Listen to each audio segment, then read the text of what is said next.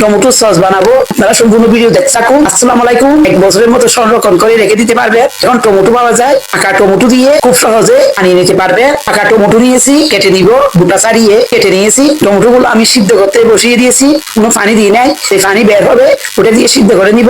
3 টুকরা ডালচিনি, আস্ত রসুন, পেঁয়াজ দিয়েছি, কিউব করে কেটে ঢাকনা দিয়ে সিদ্ধ করে নিব। সিদ্ধ হয়ে এরকম যখন পানি বের হবে, গলে যাবে, টমেটো গুলো আমি উঠিয়ে নিব।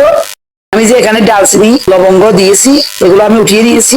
ঠান্ডা করে ব্লেন্ডার জারে পেস্ট করে দিয়েছি। সেকে নিব, কিছু বিসি এবং কুসা এরকম বের হবে, এগুলো ফেলে দিব। এরকম পিউরি হবে। পাত্রের মধ্যে দিয়ে দিচ্ছি টমেটোর পিউরি।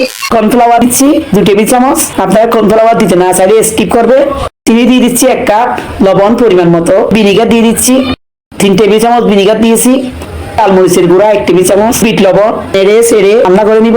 এবং যখন ঘনত্ব হয়ে আসবে, আমি একটা প্লেটের মধ্যে নিয়েছি। এরকম যখন আস্তে পড়বে, সসটা হয়ে গিয়েছে, এরকম কাঁচের জারে ভরে নিয়েছি। আপনারা চাইলে এইভাবে সংরক্ষণ করে কাঁচের জারে ভরে রেখে দিতে পারবে। দেখতে যেমন সুন্দর হয়েছে, খেতে অসাধারণ হয়, দোকানের মতো একদম পারফেক্ট। এই টমেটো সসটি আপনারা নিয়ে নিতে পারবে। সবাই ভালো থাকবেন, আল্লাহ হাফেজ।